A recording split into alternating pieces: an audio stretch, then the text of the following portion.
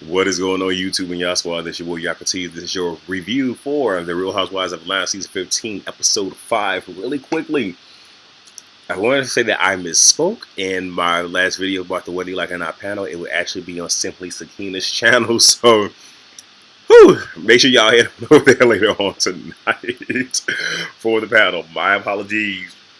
But let's go ahead and get into this review because this is what we will actually be discussing tonight. So we pick up where we left off with Sheree saying they just need to have a few questions answered. She's saying this to Kenya. And Kenya says she will call the police if they knock on her door one more again. And I'm going to keep it a bug. It seemed like once Marlo heard police, she's like, okay, I'm leaving. Bye. Like, yeah. All right, keep on playing. You know, she going to call the authorities. Shout out to Messy Mouse. Look, I keep telling y'all to go over there and check out some of his past stuff. He did a video, what was it? Things that Tammy Roman would say, and at one point he was like, authorities, like that. That whole skit lives rent free in my head. Let me tell you. Anyway, Marlo says she's leaving. Kenya, and then she says Kenya does this all the time. We'll bring you somewhere and leave. And then she says, I don't know if you're cool with that. Speaking to Manetta, but it's not fair to you. Manetta says, you know, I do what I want. I'm grown. Everyone is accountable for their actions. Marlo says, respect is what you teach your child. Now, right there, I'm like, ooh, that kind of went unchecked. And I believe it was Manetta that was like, well, be the example. And Marlo's like, she's older than me. I am not the example. And this is them on the elevator, I should say. They get off the elevator. Manetta and Marlo are going back and forth. And hey, it's one of those where neither one of them won't let the other one have the last word. So Marlo storms off out of the elevator. The other women are behind her. Manetta is immediately behind her. And we clearly see Marlo grab the door that she didn't walk through and forcefully attempts to close it in Manetta's face. Manetta blocked it for the most part or whatever. But, I mean, the action was the action. And now this spirals into something else where, you know, now they're really going back and forth, and Marlo, you know, is being very performative, or is a dream, wants some food, and then goes outside and is really being performative. Manetta's in her bag, rightfully so, but I think that this was literally Manetta turning up for the cameras. I'm gonna just keep it above it, and I'm gonna get to that in just a second because I want to make sure I don't miss anything.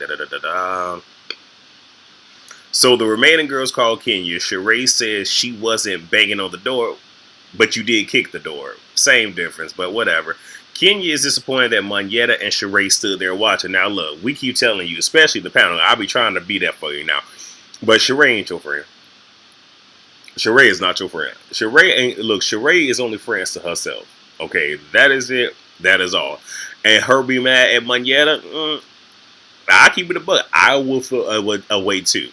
Especially like even if we are friend, like if we cool, you been in my company and whatnot, and then you just stand there. And here's the other thing: like right is right, wrong is wrong. Like if you clearly see somebody is, you know, being inappropriate, doing something real rude and disrespectful, you can easily say something. Just be like, hey, wait a minute, that ain't cool. Wait a minute. Like, even though she joined them, you know, because they were still filming, but still, yeah, you could have said something. I should bit my damn tongue. Hold on. Glad I am not on camera because truly just bit my tongue. Okay,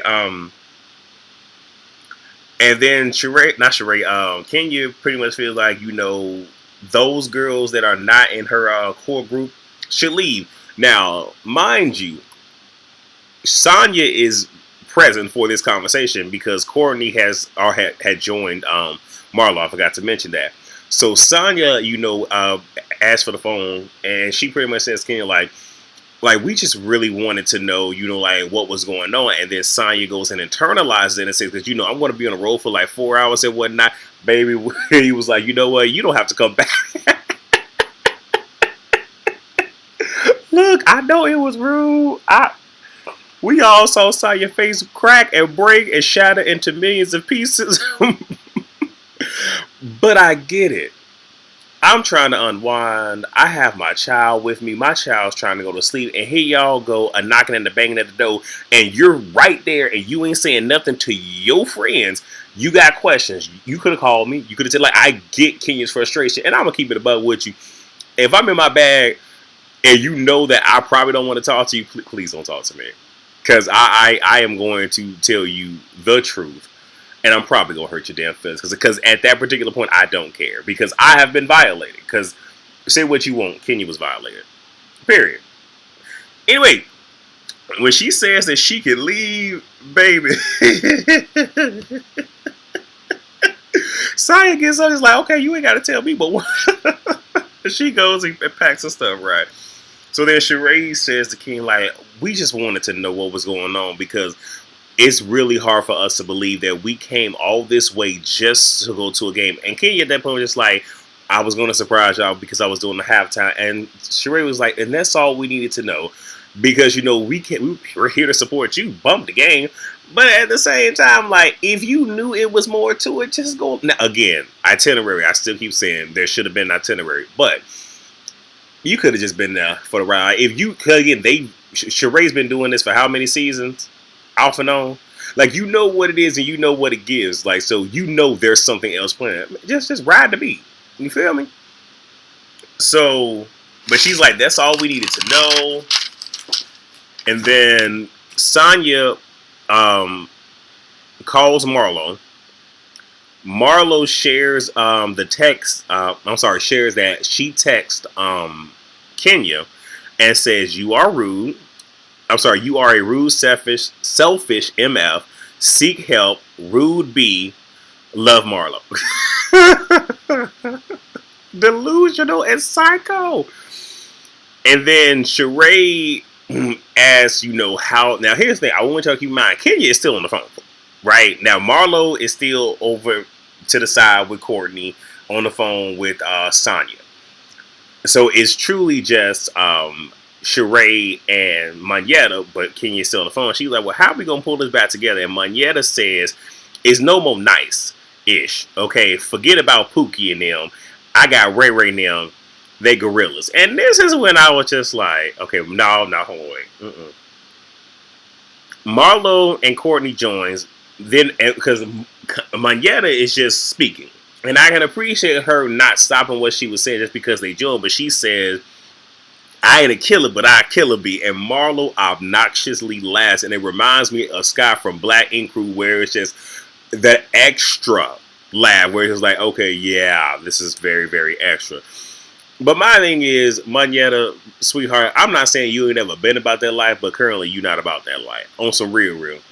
Because, like, trust me, I can only speak for me. Once you try to slam, the gesture of slamming the door in my face, and I block it, but regardless, it's trying to make contact, ain't no more talking. And I understand who her husband is. I understand that she got to worry about the bad. But, yeah, you do that, no, bump all that. Like, you about to get, you know, West Side Chicago, yeah, like, that's what's coming, like, bump all the other stuff. Like, as proper as I may be, okay, as educated as I may be amongst all of that, don't play with me like that. Please don't.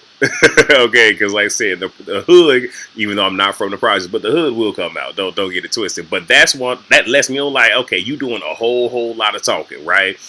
And then you're talking about, so forget Pookie, I'm going to call Ray Ray now. That don't even hit right, because when Sheree said she was going to call Pookie, that's because Sheree was referencing that to a man, and my doorbell is being rung. I shall return. Okay, I'm back, and my energy is completely off. Please excuse me. It's just, So if I'm not mistaken, what I believe I was saying is when Sheree said Pookie and them, that comment was meant because she was talking to a man. Manetta, for you to say Ray Ray them, it don't hit the same. Now, had you said some of your female cousins, probably would have hit a little bit differently. But okay, go off. So did I already say that? So Sonya has her bags, and Marlo calls her over. And now you have Sonya addressing Kenya, because again, Can you still on speakerphone? Now look, I don't know if this was shade, but she started talking, and King was like, "Who's speaking?" You know what? I think this name because I'm not happy right now. Personal life, y'all. Well, actually, personal slash business. Nevertheless, but I look. That is funny to me. Excited, like, so you don't recognize my voice? Okay. So then, hey, whatever. Sonya asks Marlo. Well, she walks away. Sonya says to Marlo, like, "I'm leaving," and I'm surprised you not, because I know if she said for me to leave, she definitely don't want you here. Marlo replies, "I'm not gonna give her what she wants." I can appreciate hearing her say that. And then she says, because, I'm not gonna kiss her butt. And Marlo said there's no subtext because we all know who I'm referring to. Okay, but if you don't say it directly to that person, then what are we doing here? All right. So we get a quick scene with Drew back in Atlanta. She spent a whole day in the hospital. She pretty much had the flu and whatnot. But, rather that than, be on the girls' trip. Get it, got it, good. So now we get a scene with Candy and Todd. Candy says this is Todd Tucker TV time that she has him scheduled out time. Which I know for some people, like, damn, you got to schedule some time. Hey, look, she busy. It is what it is. He brings out a poster board for, his movie, called The Past, where pretty much a relationship about, a couple giving each other a pass to what. And during this time, Candy gets a text message. And Todd, I'm not going to say he was upset, but he was a little bit disturbed. It's like, see, here you go with that, But he said it very jokingly, but you can tell that it was a little bit concerning to him, especially when you just say to me that you carved out time. So if this is time for you to spend with me, unless that was an emergency text, you shouldn't even been answering it. So, let me see. We find out that Joyce called Candy, I guess, like over the weekend or whatever, but she did not bring up BravoCon, and I mean, why would she?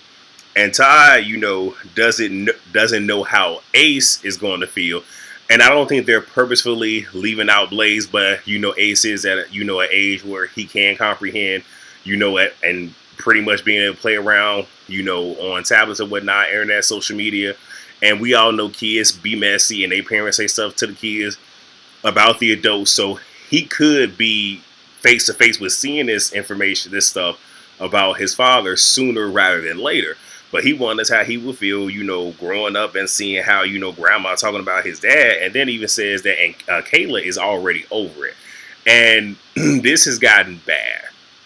Because for a while, and Todd even asked, like, does he feel, Todd asked her, do you feel like your mom is just like playing into this? Because for a while I thought that's what it was. Just like, okay, she thinks this is good TV. But no, this is truly how she feels. And again, the only person we can blame is Candy. Right? And Todd, no, I already said that. So Candy says, maybe she thinks it's funny? Nah, we are well past that. And then Candy says she feels that she needs to fix it, but she won't be as patient or passive as he is. He's had to be patient and passive because you've made it very clear that's your mama, and can't nobody say nothing to your mama, say nothing about your mama. So he has no choice but to be patient and but to be passive. And I'll keep it a buck with you. And I say it all the time. In certain cases, people are way better than me. Because no, I would have, no, I can't even say that. I would have said something to Joyce a long ass time ago. And I ain't even playing with it. Like, bump this whole, that's somebody, long time ago. But anyway, that ain't my business. So now we have a little bit of a Birmingham recap. Courtney FaceTimes Drew, Marlo FaceTime with her life coach. I'm just going to skip past the life coach stuff because it don't even matter.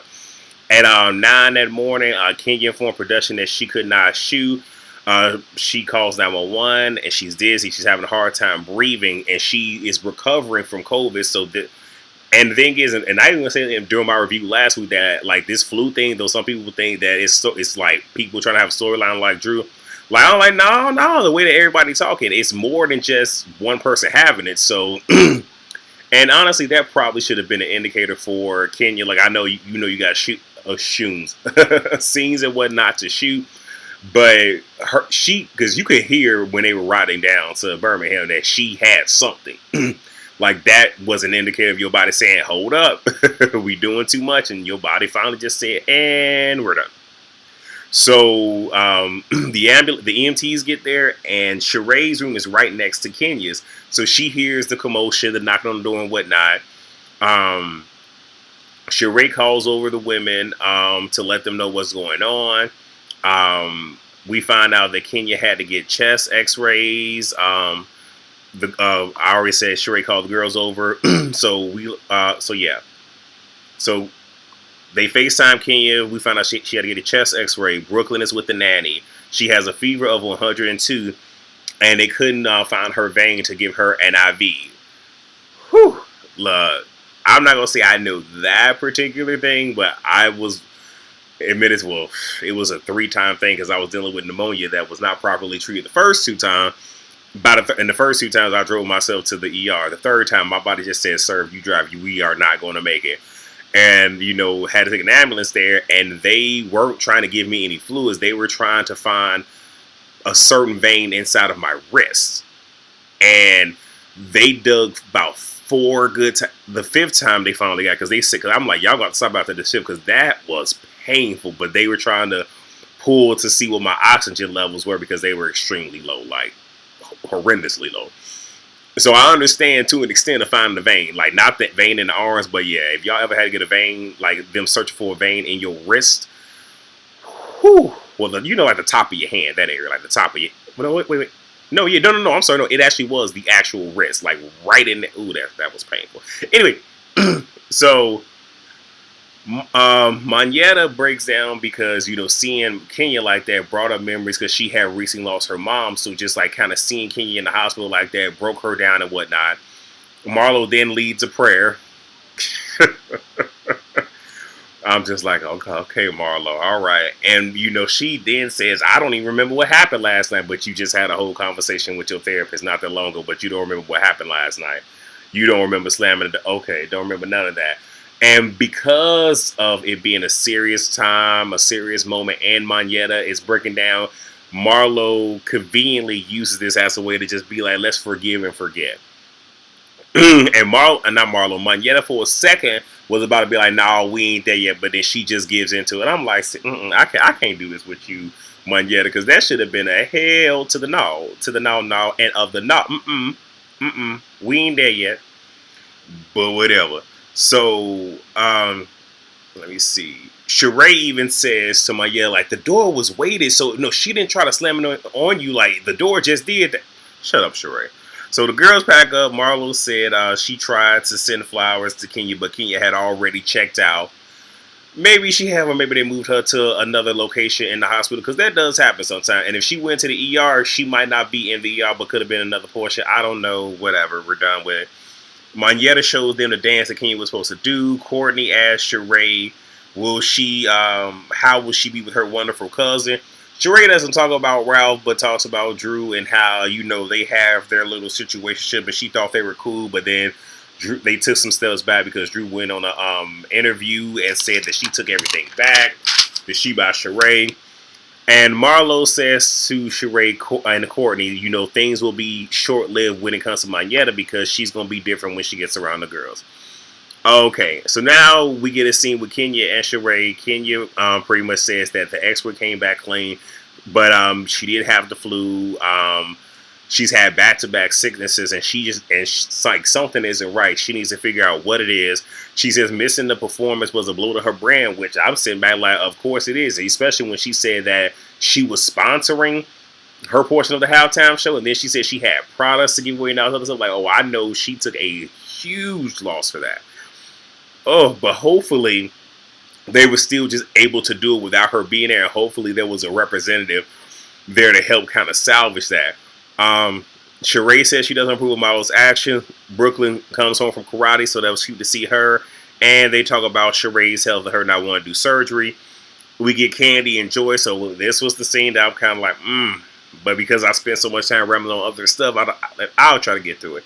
So Candy brings up BravoCon. Joy says that, well, she told the truth, and Todd just needs to lighten up. And this is what I don't like. Like, Because you have people who are habitual line steppers. You have people that feel that because I'm of a certain age or I hold a certain position within a certain contract that I can say and do whatever I want, and I can rationalize it however I want. Candy, I love you, but look, I'm talking about Joyce. It just is what it is.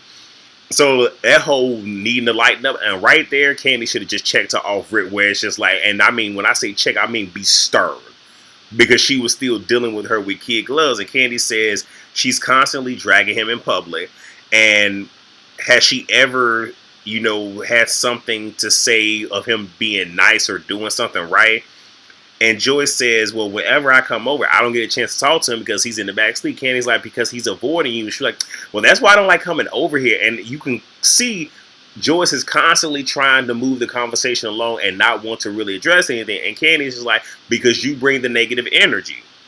And she says, well, if the negative energy is coming from me, well, that's why I don't come. So if it's coming from you, that's why you don't come. Like, Joyce, you make no sense. So Candy says, last year, things were cool. We were getting along. We're now coming upon our, I believe she said, 9-year anniversary, and says you need to stop. You love your grandkids, right? How are they going to take it growing up and seeing you dragging their father?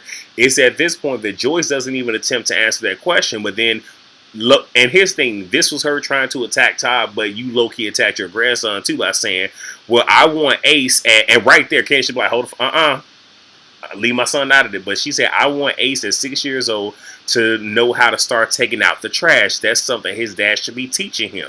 That's something a man should do. And then she says, the man you married in the beginning was a meek and humble little person, still throwing digs. And then says, now he's a George Jefferson little person. So Candy, this woman that now brought up your son and low-key threw a dig at him because and I'm gonna say it on the panel. I'm just not gonna do it here. But and then came at his father, and where if she's low-key coming at his father and she's low-key coming for high-key coming for your parenting too. And then she just insulted your husband, even continuing to go in on his height.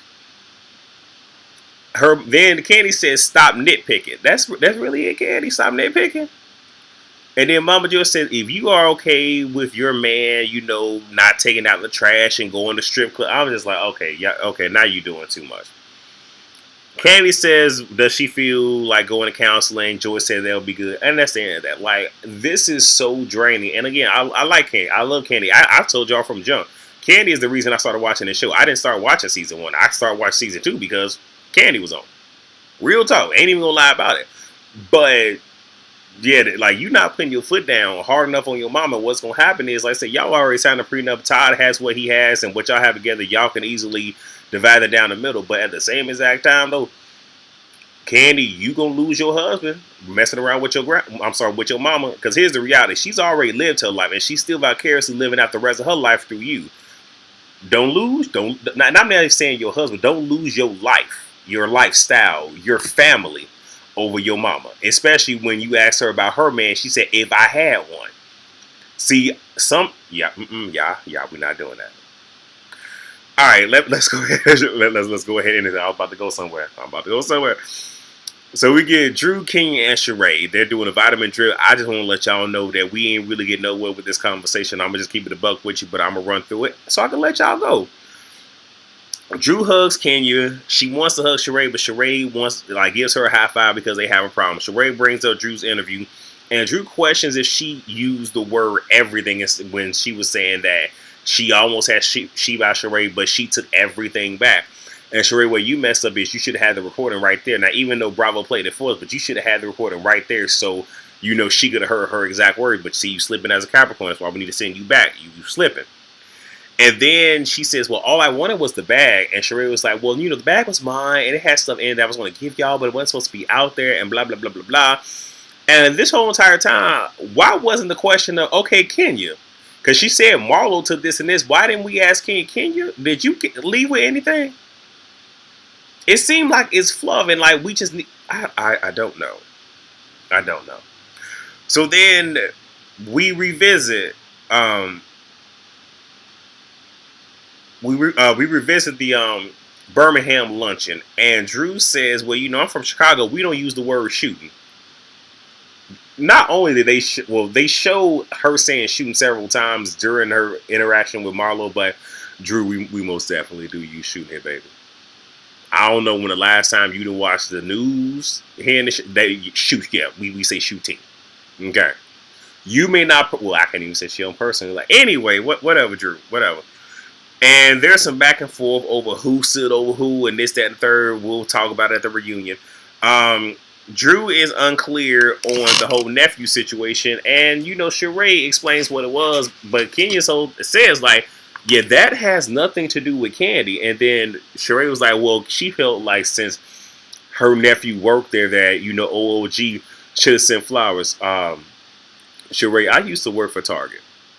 That was back in 2007, 2008. You hear that time frame? Baby, if I drop dead right now, which Lord, I'm not speaking of my life, but I'm just saying if, I don't expect Target to sit here and send nothing. Not nothing. Like, that is foolish. And again, it's looking to have a problem. And you even heard Marlo when she said, when she found out about Kenya, like we arguing it, but I wish she's okay. And you can clearly see a lot of what Marlo is doing is strictly just because she wants to keep this peach. Now, I'm not saying she may not have an issue with these ladies, but you can tell that it's all put on. But nevertheless, they all it don't matter. Kenya asked Drew if she gave Courtney her number. Drew's like, no, I didn't. But if she invites, it's going to be a little event that they're going to do next week. And either A, she did, or maybe they were all in a group chat and she saw a number that she was familiar with. Regardless, they say, they left the trip saying to Kenya, like, it's going to be good vibes after this. And then we get the previews for next week. And ain't going to be no good vibes. But I'm here for it. So that is all that I have. Y'all, I'm sorry if my energy and whatnot dropped. I should have never went and answered that dang door. That's all I'm going to say. But anyway, thank you guys so much for watching. Catch us on Skeena's channel tonight for the Will You Like a panel. And I will see you all then. Rate, comment, subscribe, and share. Peace out.